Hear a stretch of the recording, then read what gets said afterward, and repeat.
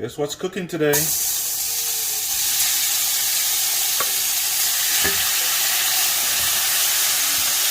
still curry season, so this is some curry goat. Stay tuned for the finished product.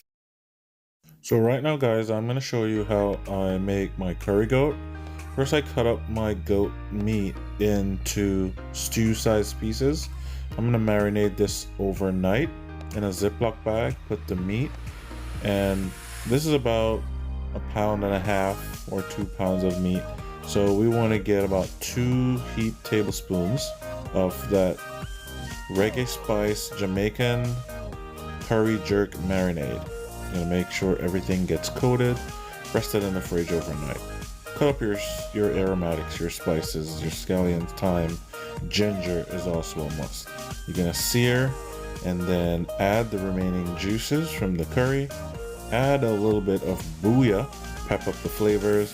You'll add your aromatics, add a little bit of water, and just a little bit more of that curry to make that beautiful gravy when we're done. Check it out.